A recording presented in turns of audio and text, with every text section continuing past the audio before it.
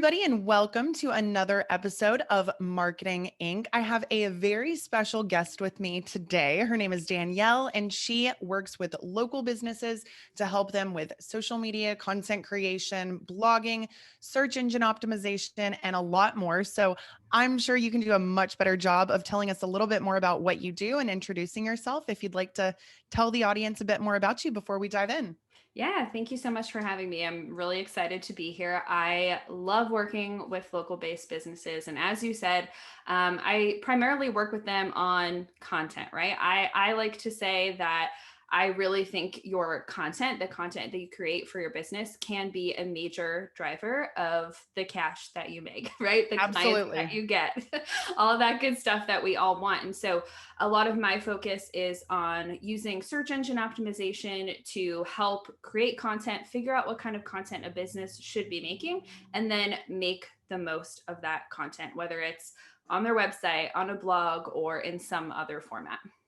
Yeah, absolutely. So, content is something that I'm definitely passionate about. I totally agree with you. It is something that can really separate your business from other businesses. But, like you mentioned, really understanding what types of content, the content formats that your audience might like best, and really trying to look at the data to see what's going to help your business grow as opposed to just creating a lot of content, having it sit there and never actually have it do anything for your business. So, when you are working with a business to help create their content, what are some of the steps that you go through with them to try and figure out what type of content you should be making or what type of topics you should be creating for them?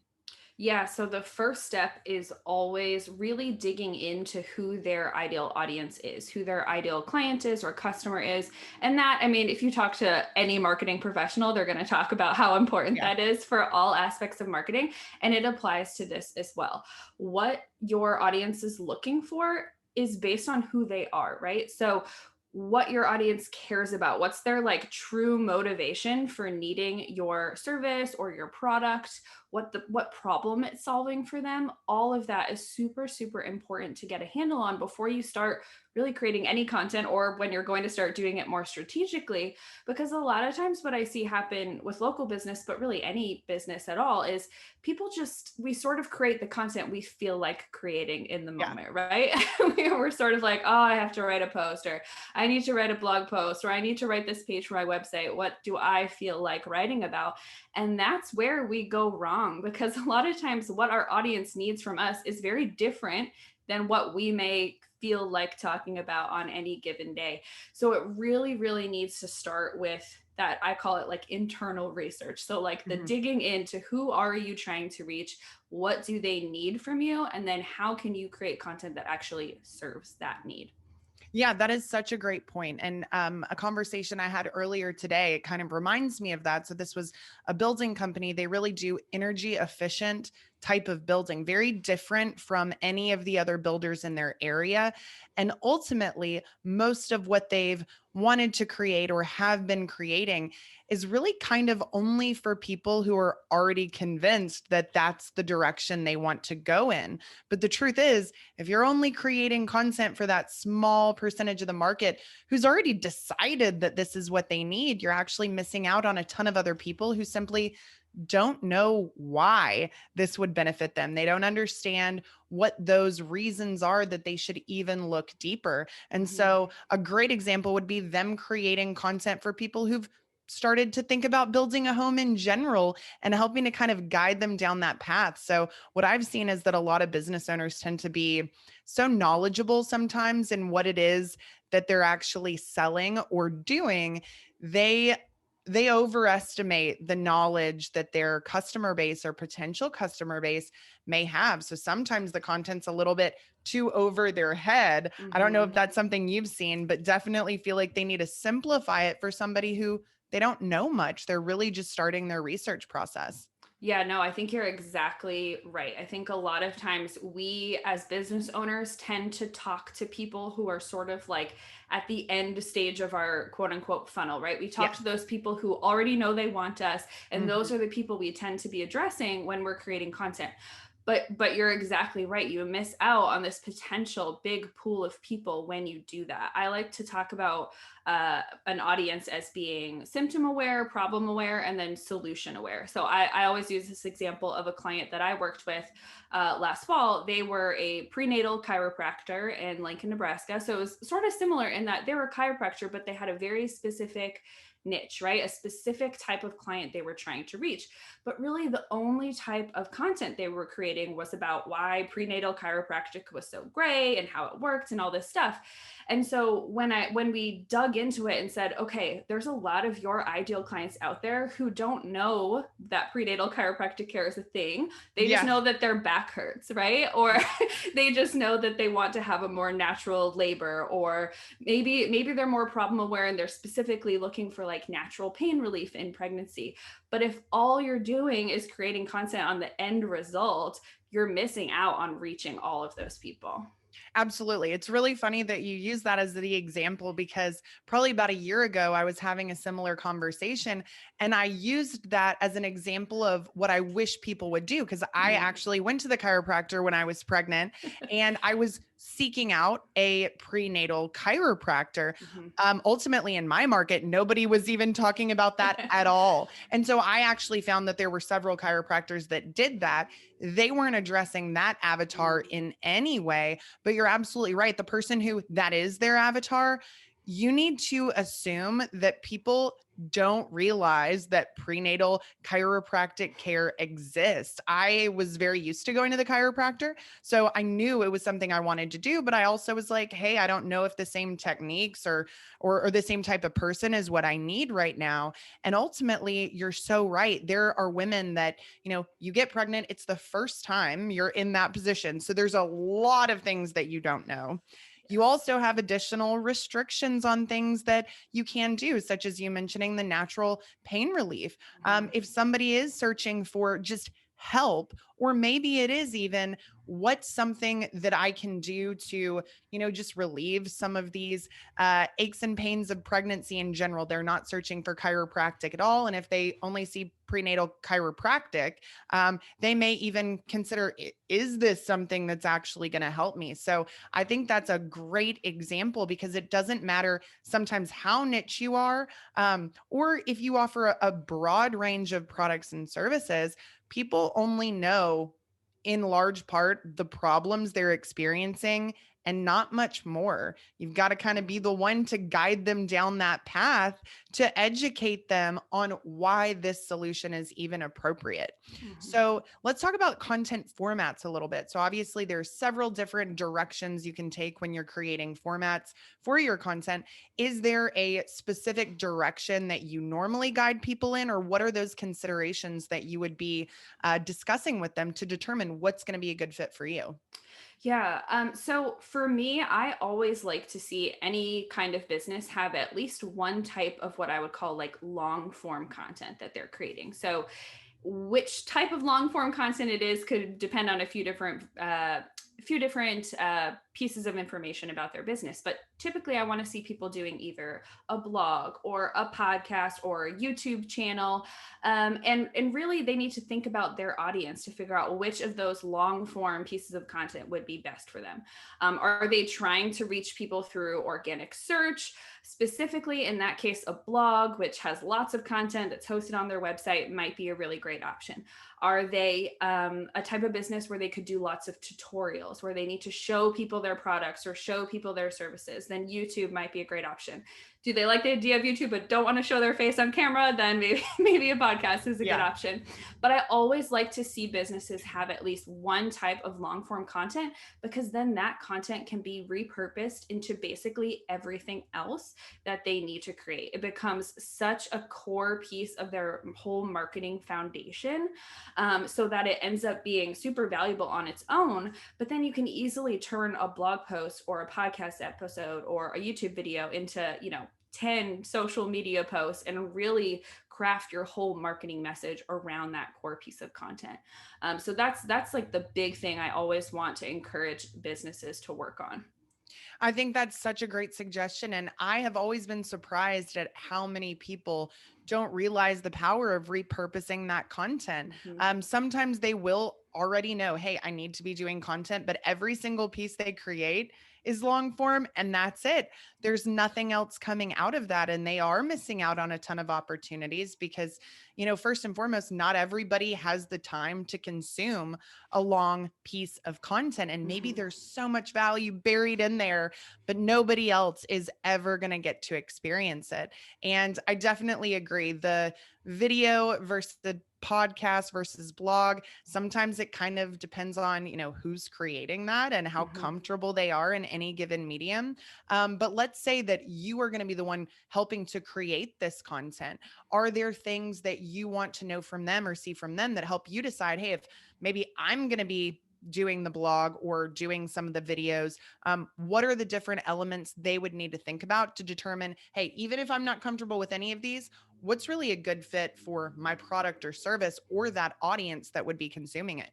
Yeah, and it really does come back to exactly what you just said. What the product and service is, or what who the audience is. And really needing to think about, okay, what is the best way to present my product or service? So for example, a product-based business, I love blogs for them, but I also really love YouTube channels for Mm-hmm. product-based businesses, because people, when they're buying something online, especially, or doing research before going to buy something in person, they want to actually see the product, right? They want to see it in use. They want to see how they can use it or wear it or whatever they're going Mm-hmm. to do with it. And that visual element is so, so important for product based businesses. It's the same reason why we all want to have, tons of product pictures on websites and all that good stuff.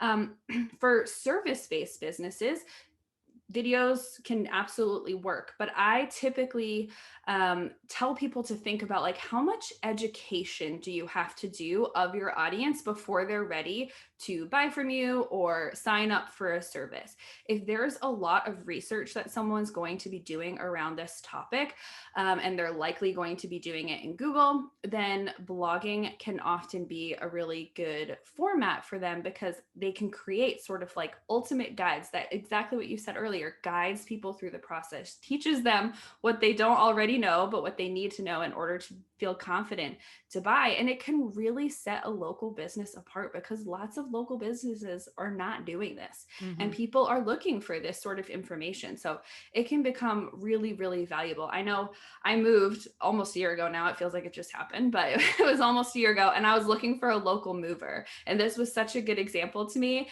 of sort of like what to do versus what not to do.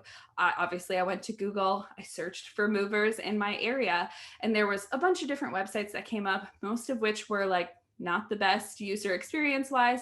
And then I found this website that had this whole section of like ultimate guides and free resources, packing lists, things to consider, like just all sorts of information that I didn't even know that I needed. But it was so helpful and so useful. I didn't look at another site after that. And I hired them and I told them, great job on your Mm-hmm. blogging and search engine optimization. This is why I hired you. It can make such a big difference. It absolutely does. And I think the trust aspect is such a big part of it because in any given industry, whether you're working in a local market or in a national market, there are an endless number of options that anybody can choose from. Mhm. So, outside of reviews, which a lot of people do value a lot, what is the other thing that's going to make you feel comfortable about working with someone, whether it's a small purchase or a large purchase? And I think the way that you're able to really communicate your expertise in any of those formats, it's going to make people feel so much more at ease about working with you. And we've always seen that the better and the more informative the content is, especially if it's presented. I love live events for local businesses. So, kind of sometimes getting that content, putting it together, and being able to deliver it with that in person experience is amazing. Also, through things like video, especially if they'll be working closely with that individual, it makes you feel like you already know that person and that man, there is no possible way this person is going to steer me wrong in terms of what I specifically need. So they end up converting easier. Mhm. Like you said, you didn't even seek out any other options after you found that moving company because you were thankful, number one, that they were giving you something really, really helpful. I think that's something else we should talk a lot more about. But you also probably felt like, man, they know what they're doing. They're Mhm. providing resources for this. And only someone who's really knowledgeable in their field is even going to have the capacity to create a resource for somebody like this. Mhm. So I definitely love that example because it's not even the most glamorous type of business, No. but people are still searching for things. And in your example, you weren't necessarily searching for that content. You were searching for a business, but the content separated that business's Mhm. site from everybody else that you'd looked at. And that's really what drove your purchasing decision. So let's talk about that packing list example. So, this is obviously what we would call a lead magnet in a lot of cases. And sometimes people are putting those out on the forefront through their ads to try and hook people in that way, which is definitely something we try and focus on.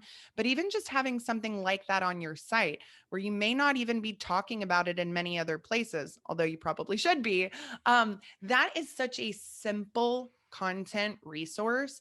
But the thing that I love about lists or checklists is that they're so useful. People Mhm. actually need them. It's not something you might read and never revisit. You could have printed that checklist out or that packing list out and said, "Okay, I'm actually going to use this to start packing." Probably has their logo, their website, Mhm. their phone number, all that good stuff, so that even if you didn't decide at that very moment that you wanted to hire that company, the useful aspect of that content, the fact that you may have printed it out, a physical thing, kept it, right next to your bed to go through your different item list. That is so powerful in terms of, just staying top of mind for somebody Mhm. and also being something that it doesn't really fade away. If they keep that thing, you are going to be the person that they think of first whenever it comes time for them to actually pull the trigger. And Mhm. while moving is like a really short-term need, you start thinking about it. I don't know how soon you sought that company out in terms of, your actual moving date. There are businesses that have extremely long time frames in which people decide, such as that builder I mentioned earlier. There are people who could think for years about building a house before they pull the trigger. So imagine having a complete guide to building a house and a Mhm. list of steps that somebody could print off. They're going through that process on their own. They may not be ready to talk to somebody yet, but here you are giving them what they need, staying right in front of them all the time throughout the span of that process, so that you've captured them early, because that's something that you really want to have when you first have that little inclination of being able Mhm. to do something. And then you kind of skip over that competition phase. People are not going to be seeking out quotes from all these different people if they've already kind of been with you since the beginning by way of your content. You didn't even have a conversation with that person. Mhm. So I just love this so much. And I think that this is definitely the biggest miss most businesses have. But I do think there are several things that are holding them back. What do you see as the biggest challenges that businesses face when it comes to creating content, and how can they overcome some of those things? Yeah, I think one of the biggest challenges that I often hear from my clients is simply not knowing what they should be creating content about. It sort of goes back to what we were talking about at the very Mhm. beginning, where a lot of times we end up just sort of writing about what we feel like writing about because we don't actually know what people need from us. And that packing list was the perfect example of those people, the owners of that company. They knew that anybody who was looking for moving was probably super stressed about packing up all of their belongings and could use a really simple resource to make that simpler. And so Mhm. that's what I always try to encourage people to do, to think about what questions does your audience have at every stage of sort of like their research or buying journey? That is a really simple way to sort of overcome that overwhelm of like, oh my gosh, what am I even supposed to write about?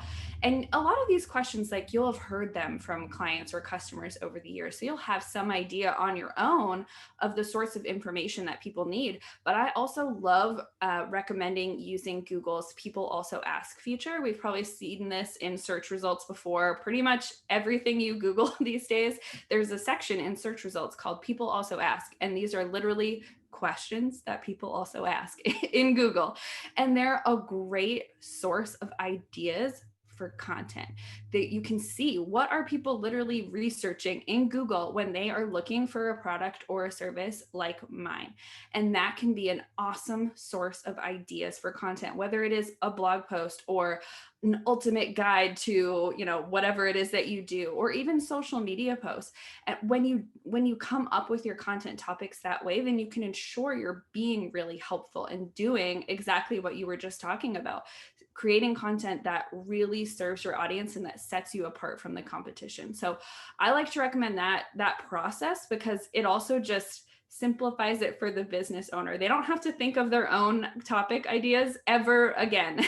They can just go in. You can spend like 30 seconds in Google and get a bunch of ideas that way. So that's really powerful. And then I think the other piece is often time and making it a priority, right? None of us have enough time for everything in our lives ever. And so I think content is often one of those things that falls to the back burner because we don't usually see it as something that's actually making us money. And a lot of times it's not yet, right? Until you Mhm. start doing it really strategically. And Correct. so we focus on those money making, revenue boosting activities, which makes sense. But that's exactly why I always try to encourage repurposing, so that at least if you are spending the time to create a piece of content, that you are making the most of it, that you are getting every ounce of marketing power out of that piece of content. In the long run, it's actually going to save you time when you do it that way. 100%.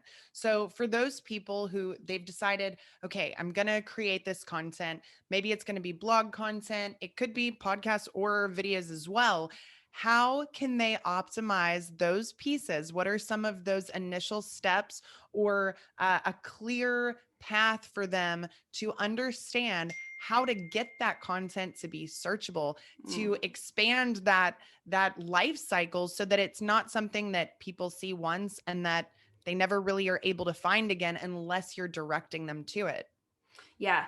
So I obviously work a lot in search engine optimization. So this is exactly what I love to talk about. I mean, it really comes down to doing some actual research to see what are people literally typing into Google when Mhm. they're looking for this information. And then whatever those words and phrases are, literally using those within your content, using them consistently within your content, in the title of your blog post, in the very beginning of your blog post, in section titles of your blog posts. I'll use blog posts as an example. And just really making it super, super clear to Google and to the humans reading reading your information exactly what this post is all about. I know that people often find Google's algorithm or like search bots to be, sort of mysterious.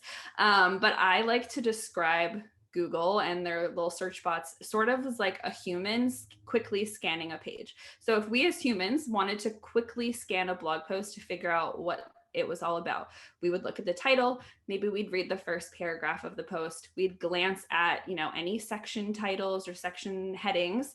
Maybe if there was like a bulleted list somewhere, we'd glance at that, we'd look at the images, and that gives us a quick overview of what that post is all about. And that's basically what Google is doing. They're looking at those key areas of your post to see, are the words this person is using matching up with the words this searcher is using? And Mhm. obviously there's more to it than that, but at a basic level, like that's really what it's all about. It's figuring out what people are searching for and the language they're using to search it, and then using that same language when you're creating your content. And then, I mean, sort of beyond that, you really want to make sure that you are doing everything you can to then capture that traffic. So people aren't just landing on your page, reading your content and leaving and Mhm. never talking to you again. Yes. You're doing things like that packing list, something that people can download or something so that they'll give you their email address, Mhm. really capturing the traffic so that you can then remarket to them and really make the most, again, make the most of that content that you spent your precious time on. Yeah, absolutely. So many great things that you just said. So, one thing that kind of jumped out at me, the headlines, the bullet points, and the images. So, ironically, I mean, those are kind of the key factors in just about every great piece of content. Mm-hmm. And if you can actually strategically learn how to create great headlines, create great bullet points, and select the imagery that you're using very wisely, it's not just going to benefit you in SEO, it's actually going to improve every piece of content you ever create, because those are the three things that we as humans were drawn to, because we don't have time to read every word to understand if this is worth our time. Those are the things that are easy to grab and consume, whether it's, Google's bots or us just glancing at something. And so, if you can really think about kind of creating your content, not just for SEO, like you mentioned, but really for what a human is going to be looking at to decide, should I spend any additional time outside of this quick glance to dive into this content, you're really going to see a lot of your content areas improved. Mm-hmm. So, in terms of capturing that traffic, definitely a big, big, big problem for so many people. And if you do create great content, but you have no other way to ever get that person engaged again, you might see some success from it, but ultimately you're probably leaving a ton on the table. So, Mm-hmm. what are the things that you would recommend people doing more on a tactical level for these different pieces of content to allow someone to not just be that one time visitor, to be somebody who you can speak to again or will read your content or view that content again? Yeah, I think there's a few things. I think what I always recommend people do is to really think about, okay, when someone gets to the end of this piece of content, when they've read the whole blog post or watched the whole video, what is either that next step that they're going to need to take, or what is the next piece of information that they're going to need to take? Sometimes they're one and the same. And then giving them that next step. Don't make them go look for it somewhere else. If they're going to need another piece of information, send them a link to that next blog post or offer them that free guide that's going to answer that next level question that they have. Really, whatever that next step is, whatever that call to action is, you want it to be super specific to the piece of content that people were just reading. What I like to do in my business and for my clients is to sort of come up with content buckets or content pillars. You've probably heard, most people have probably heard that term before, right? Some sort of general topics that you're always going to be creating content around, and then creating a unique lead magnet for each of those content buckets so that no matter what people are reading, there's a super specific, super relevant reason for them to give you their email address, whether it's a PDF guide or a video that's password protected or a discount code on something.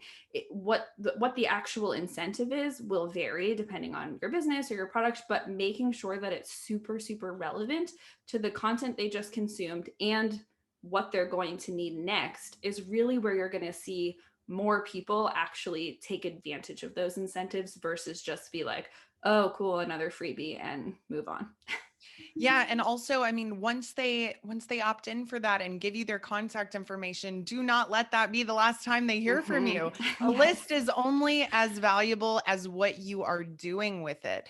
And I have somebody in my program right now that they have a list of about 19,000 people that they have acquired. They've maybe sent 4 emails to Gosh. that list ever. And that's a list that is not yet fully monetized. They've barely scratched the surface. And so, even though my program focuses on paid ads and all these other things, I'm like, don't even worry about that at all until you have taken this list and you make sure that every potential opportunity, every potential sale that they are hearing from you, that they are getting opportunities to buy from you. Mhm. So that is something that most people aren't doing, is really building that list. So that is step one that you've got to have. But then that second piece, which is just as important, if not more important, because the list doesn't mean anything if you're not using it. Mhm. You've got to take these other content pieces, these repurposed pieces that we've been talking about, and that can be a great thing to send to them. You don't have to keep coming up with something new every Mhm. single day. So just make sure that if you're really leveraging this, it should be the beginning of the journey, not really the end of the journey. The content's a great way to pull people in for that very first interaction, but you want to have this ongoing content relationship with Mhm. the audience, because some people are going to buy right away based on one piece of content they're consuming. I think you and I both know it doesn't typically work like that. It's going to No. be more content or deeper opportunities after they've subscribed to something. So, you talked a little bit about those different content pillars Mhm. and creating those unique lead magnets for each one. So, I think there's going to be some people listening that probably say, "Man, I don't even have one yet. That's a lot of things for me to do." How would you encourage them to go about creating that first one? Is there one that may be more important than others, or how do you kind of prioritize what's going to be created first, second, and third, et cetera? Yeah, I do think it's important to sort of think of your business, think of your clients, think of the product or their service you offer, and figure out like what is the number one thing, the number one piece of information that my audience needs from me. That if I never got around to creating another lead magnet again in my entire life, that would serve my audience well. And start there. You definitely, it's really important for people to not get so overwhelmed or feel like, oh, I'll never have time to do the thing you just said, and then they end up doing nothing, right? Mhm. That's the last thing I would ever want for people. Yeah. It is okay 100% in like all areas of business to start slow, to do things one step at a time. Mhm. So for that first lead magnet, I would definitely recommend thinking about what is like the most common question you get from people, or what is the most important piece of information that you are always sharing with people, even in one-on-one conversations. If someone calls and inquires about your services, what do you always end up talking about with them that's not available elsewhere on your website in terms of, the information that's available?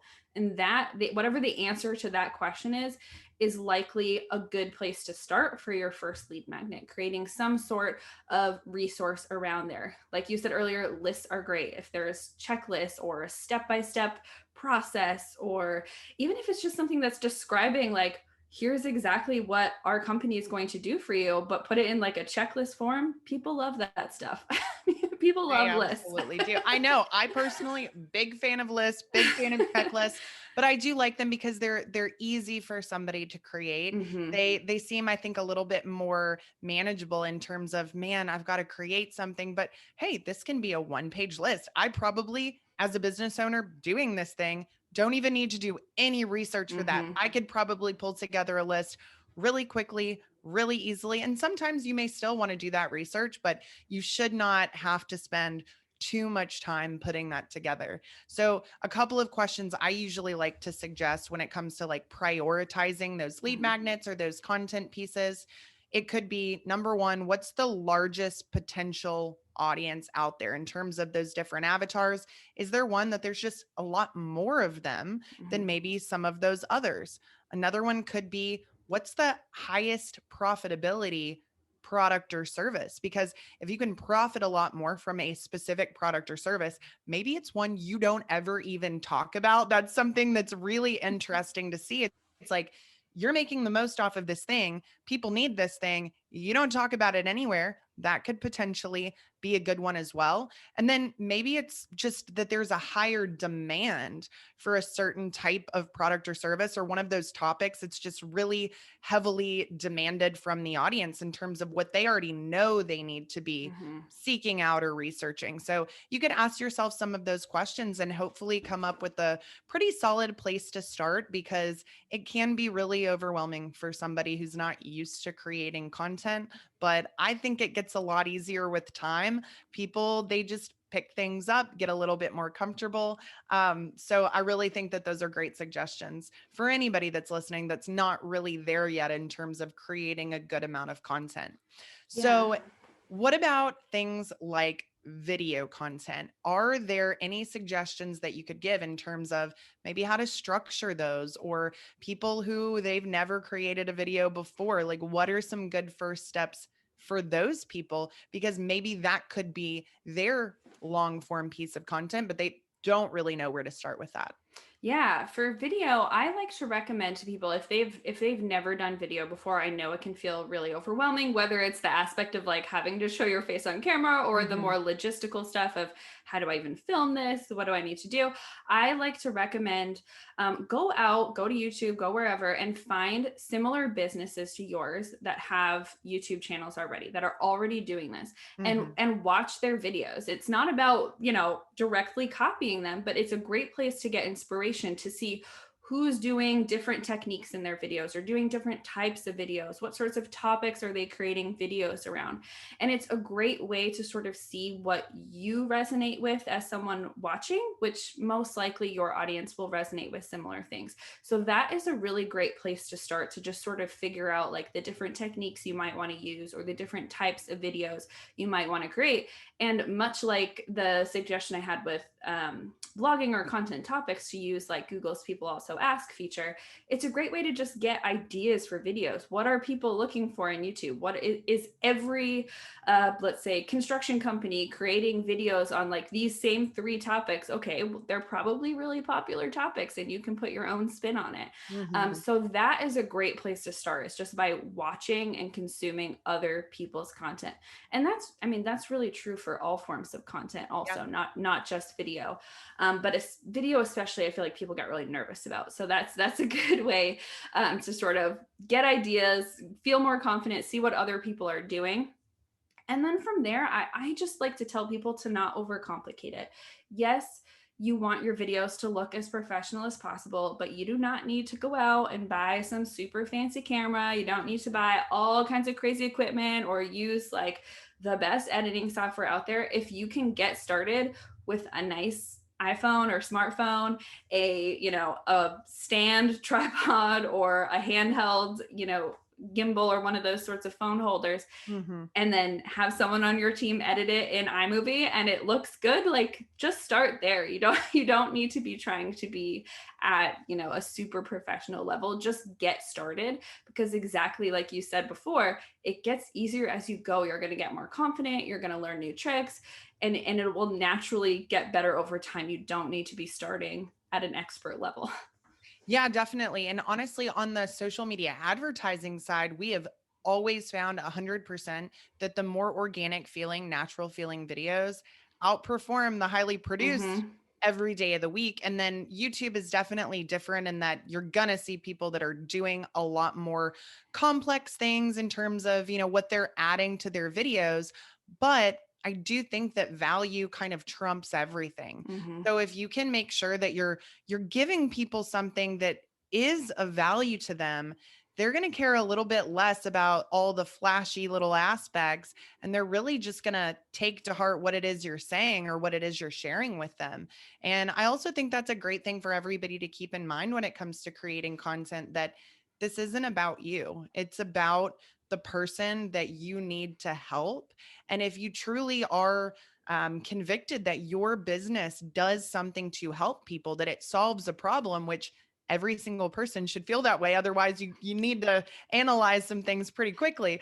Um, if you can really take the focus off of you and yourself and put that emphasis on, I want to help these people in whatever way I can. I want to make sure that everyone has the knowledge that they need to be successful with these things, or in choosing the right person for these things.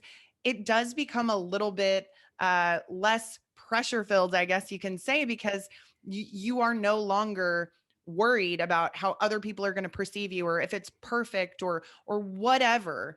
You are going to say, hey, I know that people need to hear this information Mm-hmm. in whatever format I can put it out in.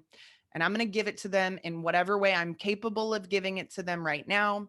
And I know that if I've done my job and really given them that information that it's going to be successful in some way. And then you can just learn from the responses and learn from the data and see what it is people really like. And then hopefully that will be a better guide to giving them more of what they naturally want. So kind of reminds me of when I was younger, I was kind of anxious in social situations. And my mom would always tell me, look, if you're worried about feeling, uncomfortable, it's because you're thinking about yourself. You're not thinking about the other people around you. Go out and ask them questions, really engage with them, think more about them and how you can help them than worrying about yourself and how you're not sure what to say or whatever. So Mhm. that's something that definitely has been what I've tried to practice throughout my life in general, not just in social situations, but trying to take the emphasis off of you, put it on the person you're serving.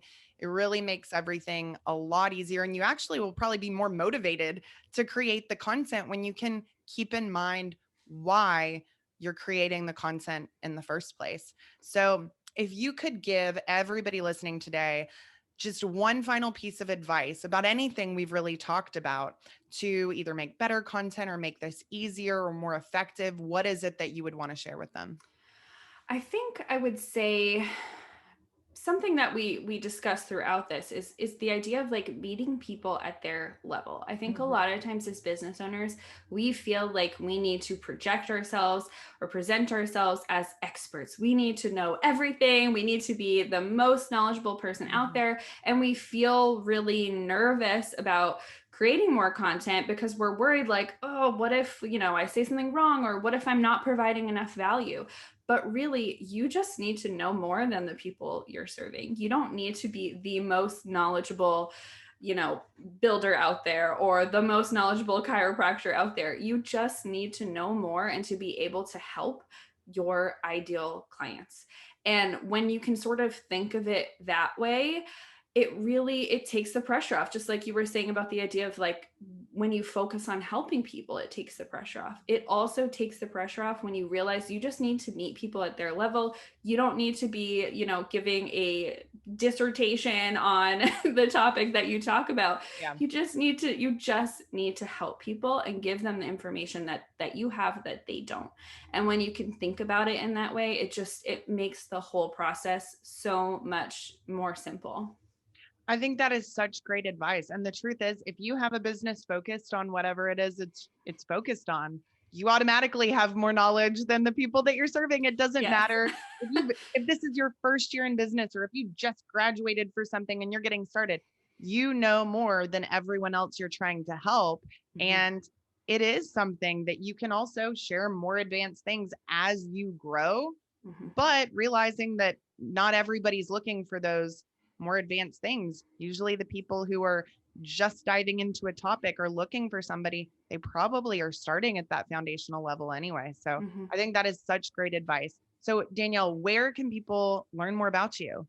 Yeah, I spend most of my time, too much of my time, on Instagram. So that is the best place to find me online. I'm Danielle Gagnon _ SEO on Instagram. I also have a podcast as well where I talk a lot about search engine optimization and content. It's called the Content Cash Machine Podcast. So definitely come check that out, give it a listen. And yeah, I love to talk about this stuff with anybody who will listen to me. So.